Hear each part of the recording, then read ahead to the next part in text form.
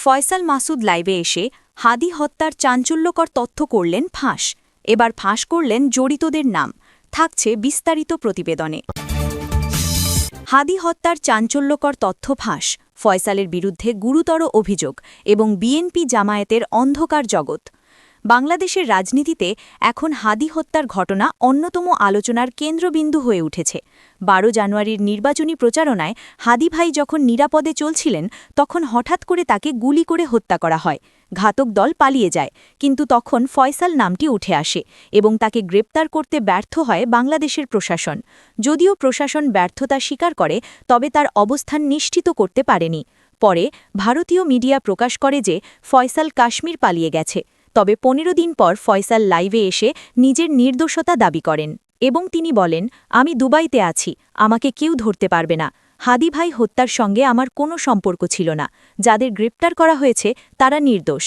ফয়সালের এই দাবি রাজনৈতিক অস্থিরতা এবং সন্ত্রাসী পরিকল্পনার একটি নতুন অধ্যায় শুরু করেছে, যা দেশের গণতান্ত্রিক কাঠামো এবং প্রশাসনিক ব্যবস্থা সম্পর্কে বড় প্রশ্ন তুলছে। তবে এই ঘটনার পেছনে একটি গোপন ষড়যন্ত্র এবং বিএনপি ও জামায়াতের গভীর সম্পর্ক সামনে এসেছে। ফয়সাল এবং তার গোপন সম্পর্ক, জামায়াত জানাবাতির ষড়যন্ত্র। ফয়সালের এই নির্দোষ দাবি এবং তার গ্রেপ্তার না হওয়ার ঘটনাটি খুবই সন্দেহজনক।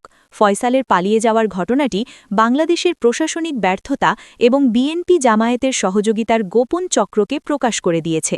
ফয়সাল, যিনি হাদি হত্যার প্রধান আসামি হিসেবে প্রথমে আলোচনায় আসেন, তার পালিয়ে যাওয়ার ঘটনাটি একটি গোপন রাজনৈতিক জোটের অংশ হতে পারে বলে অনেকেই সন্দেহ প্রকাশ করছেন।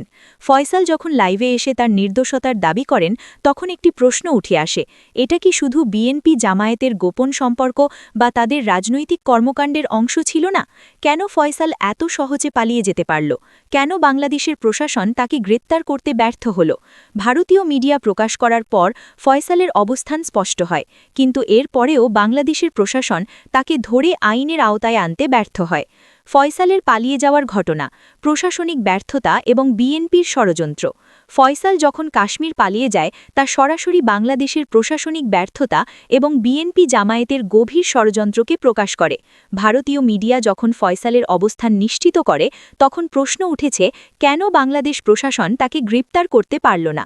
এখানে বিএনপি এর গোপন সমঝোতা এবং জামায়াতের ষড়যন্ত্র কেমন করে দেশকে রাজনৈতিক অস্থিরতার দিকে ঠেলে দিয়েছে তা স্পষ্ট হয়ে ওঠে। ফয়সালের পালিয়ে যাওয়ার পর বিএনপি এবং জামায়াত একে অপরের সাথে গোপন ষড়যন্ত্র করতে থাকে, যা দেশের গণতান্ত্রিক কাঠামো এবং প্রশাসনিক ব্যবস্থাকে বিপন্ন করছে।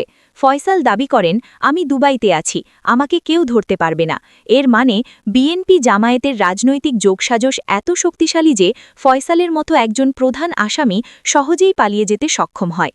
বিএনপি জামায়াতের রাজনৈতিক ষড়যন্ত্র, সন্ত্রাসী কার্যকলাপ এবং দেশপ্রেমের অভাব। এটি স্পষ্ট যে বিএনপি জামায়াতের রাজনৈতিক গঠন এবং তাদের অবৈধ কর্মকাণ্ড দেশের গণতন্ত্র ও নিরাপত্তার জন্য এক হুমকি হয়ে দাঁড়িয়েছে। ফয়সাল এবং বিএনপি একে অপরের বিরুদ্ধে যে অন্যায় রাজনৈতিক চক্রান্ত চালিয়ে যাচ্ছে, তা জনগণের মধ্যে একটি নতুন শঙ্কা সৃষ্টি করছে। বিএনপি তাদের রাজনৈতিক স্বার্থ হাসিল করতে দেশের গণতান্ত্রিক কাঠামো ভেঙে ফেলার জন্য জামায়াতের সন্ত্রাসী কার্যকলাপ এবং গোপন সমঝোতার মাধ্যমে কাজ করে যাচ্ছে। ফয়সালের পালিয়ে যাওয়ার ঘটনা আরেকটি প্রমাণ যে বিএনপি দেশের স্বার্থকে উপেক্ষা করে তাদের নিজস্ব রাজনৈতিক লাভ অর্জন করতে যে কোনো কিছু করতে প্রস্তুত। তাদের পালিয়ে যাওয়ার সুযোগ এবং অ্যানকেলিং স্কিম দেশের রাজনৈতিক শৃঙ্খলকে শত্রুতে পরিণত করেছে। ফয়সাল লাইভে এসে সন্ত্রাসী কার্যকলাপের প্রতিবাদ করে বিএনপির দোষ স্বীকার। ফয়সাল তার লাইভে এসে নির্দোষতার দাবি করার পাশাপাশি বিএনপি এর ঘৃণামূলক কার্যকলাপ এবং রাজনৈতিক সংঘর্ষে অংশ নেওয়ার চরম দৃষ্টান্ত তুলে ধরেছেন। তার ভাষায়, আমি এখন দুবাইতে আছি, আমাকে কেউ ধরতে পারবে না। এই বক্তব্যটি ফয়সালের রাজনৈতিক আত্মবিশ্বাস এবং বিএনপি জামায়াতের রাজনৈতিক অসহিষ্ণুতা থেকে প্রমাণিত হয়ে ওঠে। তবে ফয়সাল এবং বিএনপির এসব কার্যকলাপ দেশের রাজনৈতিক শৃঙ্খল ও নিরাপত্তাকে বিপন্ন করেছে এবং তার পালিয়ে যাওয়ার ঘটনা দেশবাসীর কাছে বিশ্বাসের অভাব সৃষ্টি করেছে। এটি প্রমাণ করে যে বিএনপি তাদের গোপন সমঝোতা এবং অবৈধ ষড়যন্ত্র চালিয়ে দেশের গণতান্ত্রিক কাঠামো হুমকির মুখে ফেলছে। নির্দোষতার দাবির সঙ্গে ফয়সাল ও জামায়াতের সম্পর্ক।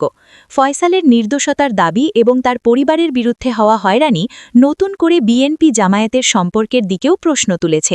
এর মাধ্যমে ফয়সাল তার অন্ধকার রাজনৈতিক ষড়যন্ত্রের অংশ হিসেবে নিজেকে নির্দোষ প্রমাণ করার চেষ্টা করেছেন, কিন্তু তার এই দাবি কতটা সত্য তা নিয়ে জনগণ বিশ্বাসীর অভাব তৈরি করেছে। শেখ হাসিনার সরকার এবং আওয়ামী লীগের শক্তিশালী অবস্থান। আওয়ামী লীগ এবং শেখ হাসিনার নেতৃত্ব এখন দেশের গণতান্ত্রিক কাঠামো ও রাজনৈতিক শক্তির মূল স্তম্ভ হয়ে দাঁড়িয়েছে। যখন বিএনপি এবং জামায়াত দেশের গণতন্ত্র ও শান্তি বিপন্ন করছে, তখন আওয়ামী লীগ তাদের শক্তিশালী অবস্থান বজায় রেখেছে এবং দেশের ভবিষ্যৎ রক্ষা করতে দৃঢ় প্রতিজ্ঞ। ফয়সালের পালিয়ে যাওয়ার ঘটনা আরেকটি প্রমাণ যে আওয়ামী লীগ দেশের গণতান্ত্রিক শৃঙ্খল ও শান্তি রক্ষা করতে তাদের পরিষ্কার রাজনৈতিক শিষ্টাচার এবং গণতান্ত্রিক আদর্শের প্রতি সবসময়ই ছিল এবং থাকবে। বাংলাদেশের ভবিষ্যৎ রক্ষায় আওয়ামী লীগ তাদের রাজনৈতিক দায়িত্ব পালন করতে দৃঢ় প্রতিজ্ঞ।